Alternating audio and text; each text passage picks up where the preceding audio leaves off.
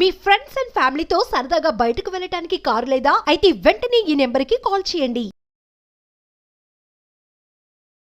నమస్తే, welcome to Suman TV. నేను విష్ణు. ప్రస్తుతంతో పాటు సర్టిఫైడ్ ఫినాన్షియల్ ప్లానర్ అండ్ పైసల ముచ్చట్లు మనీ మంత్రదండం పుస్తక రచయిత ఎం రామ్ ప్రసాద్ గారు ఉన్నారు. వారితో మాట్లాడదాం. సార్ రామ్ ప్రసాద్ గారు నమస్తే. సార్ నమస్తే విష్ణు గారు.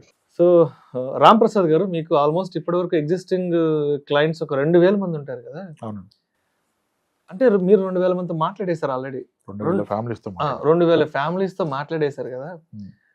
సో జనరల్ గా మీరు గమనించిన పెద్ద ఫైనాన్షియల్ మిస్టేక్ ఏంటి ఈ 2000 కుటుంబాలలో?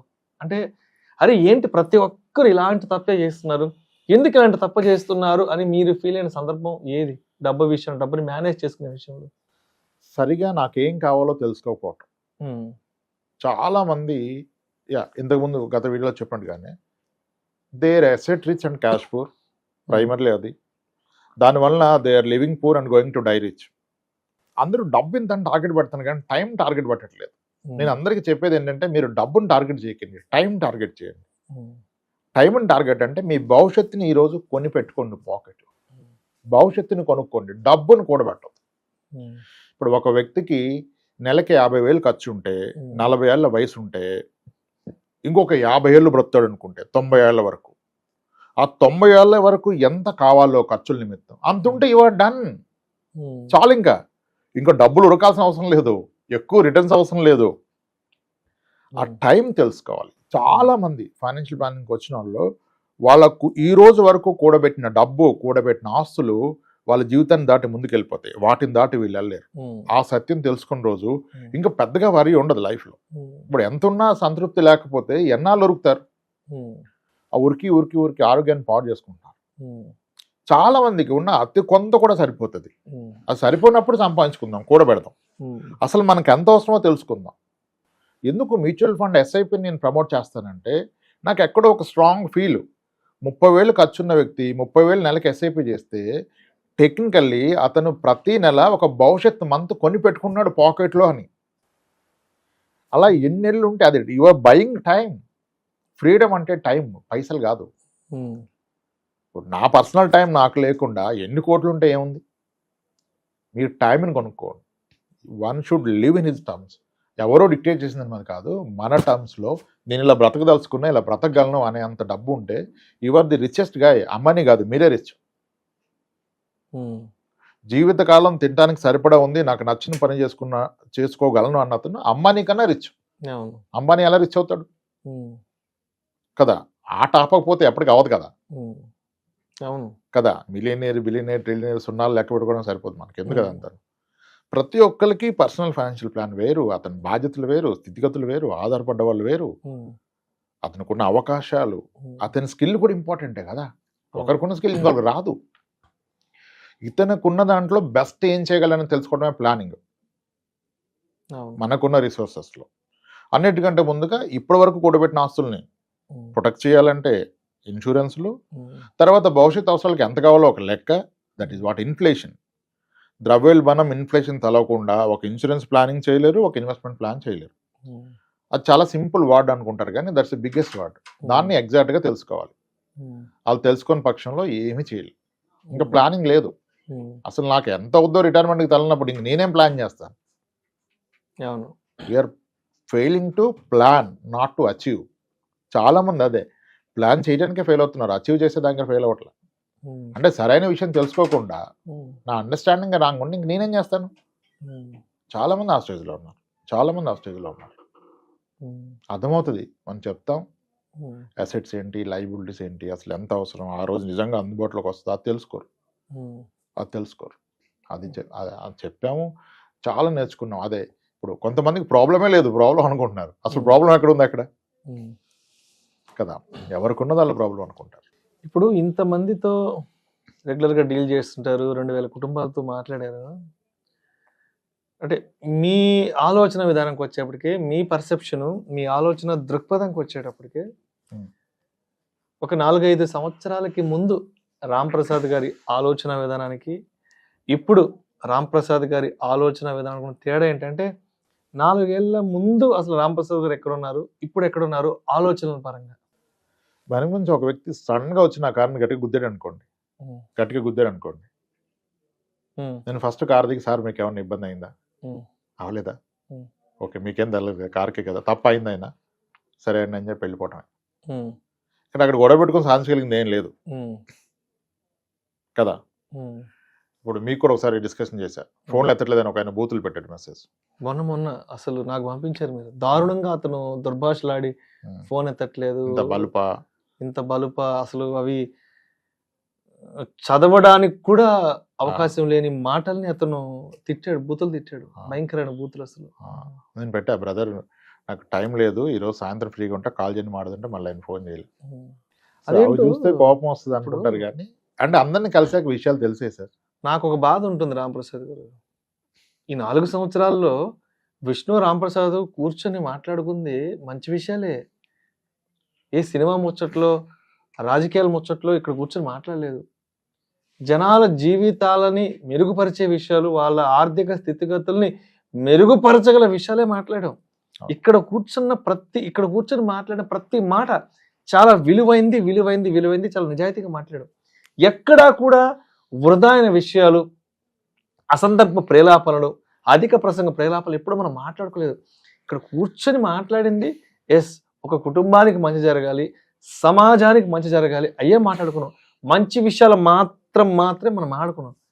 కానీ వాటికి కూడా జనాలు కొంతమంది రకరకాల మాటలు తిడతారు, బూతు మాటలు పెడుతుంటారు, ఇంకోటి ఏదో అంటారు. అంటే ఏం వస్తుందో మిమ్మల్ని నన్ను కూర్చొని బూతు మాటలు తిడితే నాకు అర్థం కాదు. మనమేమి ఏదో కొత్త సినిమా రిలీజ్కి సంబంధించిన మాటలు, కొత్త సినిమా రివ్యూ మాట్లాడుకోలేదు కదా, ఏదో బయట పాడైపోయిన రాజకీయాల గురించి మాట్లాడుకోలేదు కదా, ఇంకేదో మీ ఇంట్లో జరిగిన ఫంక్షన్ గురించో మా ఇంట్లో జరిగిన ఫంక్షన్ గురించి మాట్లాడుకోలేదు. డబ్బుల గురించి మాట్లాడుకుంటున్నాం, మన జీవితాలను ఎలా మెరుగుపరచుకోవాలో మాట్లాడుకుంటున్నాం కదా. చాలా మంది బ్యాడ్ కామెంట్స్ పెడుతుంటారు కదా. ఎప్పుడైనా ఇంట్లో వాళ్ళు చూసి చెప్పిన సందర్భాలు, ఎందుకండి ఇలాంటి వీడియోలు చేస్తున్నారు, ఎందుకు చెప్పడం, ఎంత మంచి విషయాలు చెప్పినా ఈ జనాలు బురద చల్లుతూనే ఉంటారు అని మీ ఇంట్లో మీరు మాట్లాడుకున్న సందర్భం ఎప్పుడన్నా ఉందా? నా ఆఫీస్ అంతా నా ఇట్లాగే, నా ఆఫీస్లో మా ఎంప్లాయీస్ అంతా చూసి చెప్తారు సార్ ఇలా పెట్టారు అని. వదిలేస్తాను. ఎందుకంటే ఒకటి బ్యాడ్ కామెంట్స్, నేను కామెంట్ చదువుతాను టైం దొరికినప్పుడు, ఎందుకంటే అక్కడ అర్థమవుతుంది మనకి జనాలు ఎలా తీసుకుంటున్నారని. దానికి మంచి ఎగ్జాంపుల్, మనం అపార్ట్మెంట్ డిప్రిషియేషన్ ఉండదని ఒక వీడియో చేసాం. 9,29,000 వ్యూస్ వచ్చేదానికి 526 కామెంట్స్ ఉన్నాయి. దానికి 526 కామెంట్స్లో 500 మందికి ఆ కాన్సెప్ట్ నేను చెప్పింది అర్థం అవ్వాల. ఒక 26 మంది మాత్రమే ఒప్పుకున్నారు. ఇంకా కామెంట్స్ పెట్టారు మనం అపార్ట్మెంట్ డిప్రిషియేషన్ లేదనేది. నేను ఒక 100 అపార్ట్మెంట్ చెక్ చేశాక చెప్పాను. నేనేమి బ్రోకర్ని కాదు, నేనేమి రియల్ ఎస్టేట్ ఏజెంట్ కాదు, అమ్మట్లేదు, నాకు దానివల్ల వచ్చేది ఏమీ లేదు. కానీ నేను ఎందరో లైఫ్ చూశాక నాకు అర్థమైంది, ఒక స్థలం కొంటే వచ్చే లాభాల కన్నా అపార్ట్మెంట్ కొంటే వచ్చే లాభాలు ఎక్కువ. అపార్ట్మెంట్ డిప్రిషియేషన్ లేదని చెప్పాను. అది నేను ఎలా చెప్పాను, చాలా మంది నా దగ్గరకు వస్తే వాళ్ళు ఎప్పుడు కొన్నారు, ఎంత కొన్నారు, ఇప్పుడు ఎంత అని తెలుసుకున్నాం కదా. నేను చెప్పాను ఒక కామెంట్ వచ్చింది, ఒక అపార్ట్మెంట్ కొంటే దాని ఈఎంఐ పెరగదు, మోస్ట్లీ ఈఎంఐ పెరగదు, కానీ అద్దె పెరుగుతుంది. బియాండ్ అ పాయింట్ ఈ అద్దెనే ఈఎంఐకి సరిపడా ఉంటుందంటే అది ఎప్పటికీ అవదంటారు ఒక ఆయన. విషయం ఏంటంటే ఒకప్పుడు కొన్న అపార్ట్మెంట్స్ హైదరాబాద్లో వాళ్ళు ఎంత రేటు కొన్నారో అంత అద్దె సంవత్సరానికి దానికన్నా డబుల్ అద్దె వస్తుంది. శాంతిబాగ్ అపార్ట్మెంట్ 90,000 కొన్నామని చెప్పారు ఒకరు, 88లో 90,000 కొన్నారు. ఇప్పుడు నెల అద్దె 20,000 వస్తుంది. అట్లా చాలా ఉన్నాయి. క్రాంతిశేఖర్ అపార్ట్మెంట్ 55,000కి 52,000 కొన్నారంట ఫ్లాట్, ఈరోజు రెంట్ వస్తుంది. నీ సంవత్సరానికి వచ్చే అద్దె నువ్వు ఫ్లాట్ కొన్న ఖరీదు కన్నా చాలా ఎక్కువ వస్తుంది. మనం డిప్రిషియేషన్ మాట్లాడుతున్నాం. ₹1,00,000 కొన్న ఫ్లాట్ హైదరాబాద్లో ఉన్నాయి, 40 ఏళ్ళు అయిపోయినాయి, ఈరోజు అవి 60 లక్షలు. ఇంకొక ఆయన అంటారు సెకండ్ హ్యాండ్ ఫ్లాట్ మీరు అన్నట్టుగా పెరిగినా 20 ఏళ్ళ తర్వాత సెకండ్ హ్యాండ్ ఫ్లాట్ 45 లక్షలకు వస్తే కొత్తది 70 ఉంది కదా అంటారు. కొత్తదానికి పాతదానికి కంపారిజన్ ఏంటి? మీరు పెరగదన్నారు కదా, మీరు ఎంత కొన్నారు, ఇప్పుడు ఎంత వచ్చింది, అది కదా ఇక్కడ ప్రస్తావన. పెళ్ళైన 20 ఏళ్ళ తర్వాత కొత్తగా పెళ్లి చేసుకుని చాలా ఎక్కువ ఇస్తున్నారు, అప్పుడు నాకు ఇవన్నీ ఇవ్వలేదంటే ఎలా? అది అయిపోయింది కదా. పూర్తిగా ఆలోచించరు. ఇంకొకైనా ఇంకా చాలా అలా రాశారు. ఆ వీడియోలో మనం చెప్పాం, అంటే మనం చెప్పింది వినాలిగా. ఇప్పుడు అప్సిగూడ సీట్ నెంబర్ 8లో 5 లక్షలు ఉందని చెప్పారు 2002-03లో, ఇప్పుడు అది 60 లక్షలు. 22 ఏళ్ళలో 10 రెట్లు పెరిగింది. పర్లేదండి, ఇంక మనం ఏం చేస్తాం? మనం ఏం చేయగలం? అదే అది ఇంకా బెటర్గా చెప్పడానికి చూస్తాను, కోపమే రాదు. అసలు ఎలా చెప్తే అర్థమవుద్దనే ప్రయత్నమే కానీ ఇప్పుడు ఆ కోపగించుకొని చేయగలిగింది ఏం లేదు కదా. వీళ్ళు ఎలా అర్థం చేసుకుంటున్నారని అందరూ అన్డివైడ్ షేర్ తక్కువ అంటారు. అసలు ఆ ల్యాండ్ ప్రస్తావన ఎందుకు వస్తుంది?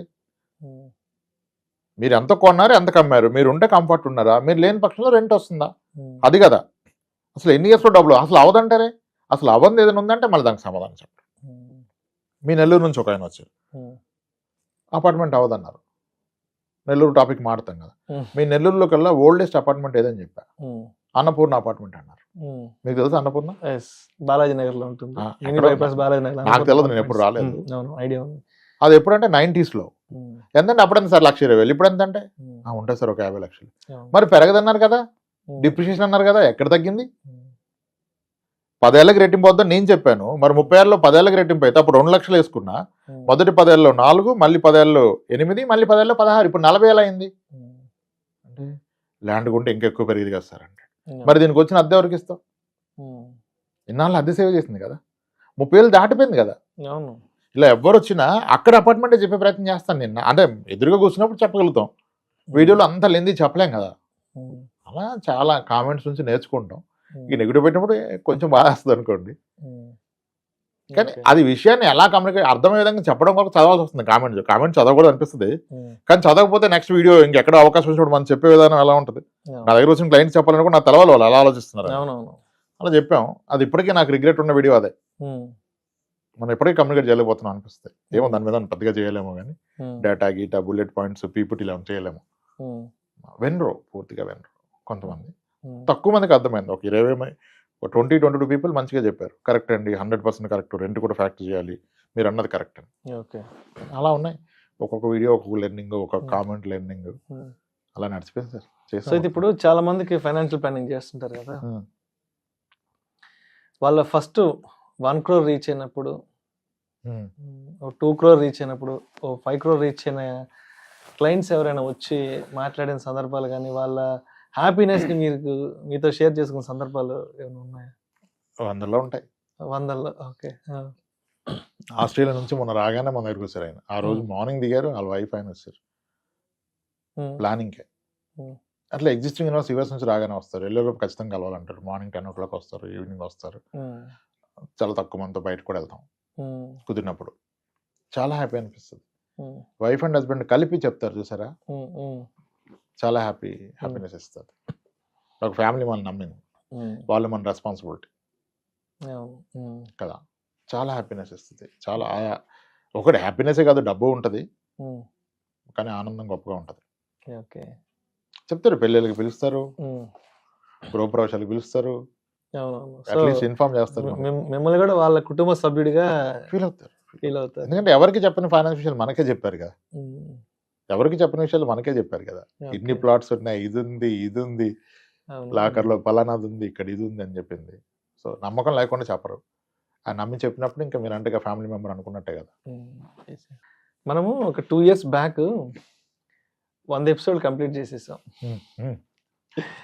100 episodes కంప్లీట్ అయినాక సరే మీరేదో లంచ్కి కూడా తీసుకెళ్ళారు నన్ను. 100 episodes అయిపోయినాయి కదా సార్, రేపటి నుంచి ఇంకా ఆపేద్దాం అనుకుంటున్నాను, ఇంకా చాలండి సార్, ఇంక ఇంతకు మించి ఏం చెప్తాం అని చెప్పడానికి ఏం లేదనుకున్నారు కదా. సో అది 2 ఏళ్ల క్రితమే 100 కంప్లీట్ అయిపోయింది. మళ్ళీ ఈ మధ్యలో కూడా చాలా టాపిక్స్ చేసాం కదా. అంటే ఎప్పుడైనా అనుకున్నారా, అరే ఆ రోజు 100 వీడియోలతో ఆగిపోయి ఉంటే ఏంటి, అంటే ఇక్కడ మీకేదో నష్టం వస్తుందని కాదు, ఆగిపోయి ఉంటే ఏంటి, ఆగిపోకుండా ఉంటే ఎప్పుడైనా ఆలోచించారు దాని గురించి? అప్పుడు కొంచెం కంగారు పడనేమో అనిపించింది నాకు, ఎందుకంటే దాని తర్వాత కూడా చాలా లెర్నింగ్ ఉంది, చెప్పాల్సింది చాలా ఉంది అనిపించింది నాకు. కొన్నిసార్లు ఎవ్రీ వీక్ ఒక కొత్త లెర్నింగ్ ఉంటుంది, కొన్నిసార్లు ప్రతిరోజు ఉంటుంది, కొన్నిసార్లు ఎవ్రీ వీక్ ఉంటుంది. అన్ని చెప్పలేము ఆన్ కెమెరా. వాళ్ళు చెప్పిన విషయాలు, వాళ్ళు పడుతున్న కష్టాలు, వాళ్ళు చేసిన మిస్టేక్స్. ఇప్పుడు చిట్టి పాట ఆర్గనైజర్స్ మోసం చేస్తారు అనుకుంటాం, ఆర్గనైజర్లే చాలా ఇబ్బందుల్లోకి వెళ్ళిపోయారు చిట్టి వేసినందుకు. ఇప్పుడు 4 చిట్టి ఎగ్గొడితే వాళ్ళు అధైర్యపడి అది చెప్తే నమ్మకం పోతే అందరు మీద పడిపోతారని చెప్పరు, తీరా చూస్తే వాళ్ళని దొంగ ముద్రేశారు కదా. ఆమెను మోసం చేసిన వాళ్ళు ఉన్నారు. సో ఇలా అంటే ఆ విషయాన్ని చూసే విధానం మారిపోయింది. చెప్పగానే నమ్మటం, రియాక్ట్ అవటం లేదు. నా దగ్గర చెప్తారు కదా, ఇప్పుడు 45 ఏళ్ళు పెళ్లి కాని వాళ్ళు, దానికి కొన్ని కారణాలు ఉన్నాయి, ప్రత్యేకమైన కారణాలు. ఓకే, అవి సొసైటీకి చెప్పలేరు పాపం, రైట్, చెప్తారు రైట్. నా దగ్గర, అర్థమవుతుంది. Yes. సో ఇవన్నీ లెర్నింగ్ ఉంటుంది ఎప్పటికీను. అది చెప్పాలంటే అది పంచుకునే అవకాశం ఒకటి, యూట్యూబ్, బుక్. ఇంకా దీంట్లో కూడా ఒకవేళ ఇది బాగుండి ఆదరిస్తే దీన్ని ఎక్స్టెండ్ చేసే ప్రయత్నం చేయొచ్చు, Yes. యాడ్ చేయటమో ఏదో what ever it is. So Ramprasad గారు, ఏంటి ఇప్పుడు మీ ఈ పైసల ముచ్చట్లు, మనీ మంత్రదండం పుస్తకం కొనుక్కోవాలి అంటే ఎట్లా? నేరుగా రాంప్రసాద్ గారికి ఫోన్ చేసి కొనుక్కోవాలి, లేకపోతే బయట ఎక్కడైనా అవైలబిలిటీ అవుతుందా? ఆన్లైన్ లో అవైలబుల్ ఉంది సార్, ఆన్లైన్ లో? ఓకే, అమెజాన్ లో వాటిలో పెట్టారు ఎవరో సెల్లర్స్. అమెజాన్ లో పెట్టారా? ఓకే. అది కాకుండా మన దగ్గర కూడా కాపీస్ ఉంటాయి కదా, ఒక వాట్సాప్ నెంబర్ పెట్టదలుచుకున్నాం దీనికి. ఆఫీస్ లో ఒక నెంబర్ తీసుకొని ఇచ్చాము, ఆ నెంబర్ కి పింగ్ చేస్తే మనం బుక్ పంపే ప్రయత్నం చేస్తాం, పంపుదాం. దానికి ఏర్పాట్లు చేస్తున్నారు, బుక్ పోస్ట్, కవర్లు, డెలివరీ వాళ్ళతో మాడుతున్నారు. సో మరి మా సుమన్ టీవీ ప్రేక్షకులు ఎవరైనా ఈ పైసల ముచ్చట్లు పుస్తకం కొనుక్కోవాలంటే మరి మా సుమన్ టీవీ ప్రేక్షకులకు ఎవరికైనా మీరు ఐ మీన్ ఏదైనా డిస్కౌంట్ ప్రైస్ లో ఇస్తారా బుక్ అని చెప్పండి, సుమన్ టీవీ పేరు చెప్తే. ఖచ్చితంగా సార్, ఖచ్చితంగా. ఈ వాట్సాప్ నెంబర్ ఏదైతే పెడతామో దానికి పింగ్ చేసిన వాళ్ళకి స్పెషల్ ప్రైస్లు ఇద్దాం. ఓకే, ఎందుకంటే ఆన్లైన్ లో మనం వేరే వాళ్ళకి ఇచ్చాం, వాళ్ళు అమ్ముతున్నారు, అది డెలివరీ చార్జెస్ ఏవో చాలా ఉంటాయి. ఇక్కడ మనం డెఫినెట్ గా తగ్గించగలుగుతాం, ఎంఆర్పీ కన్నా ఎంత తగ్గించగలం అంత తగ్గించి ఒక ప్రైస్ ఫిక్స్ చేసుకుందాం. ఆ నెంబర్ మీకు అవకాశం ఉంటే డిస్ప్లే చేయండి, వాట్సాప్ నెంబర్. ఆ నెంబర్ మీద వాట్సాప్ లో పింగ్ చేస్తే విల్ సెండ్ దెమ్ బుక్ అంటే లో ప్రైస్ లో, పాసిబుల్ ప్రైస్ లో. Thank you sir, thank you so much. Thank you right.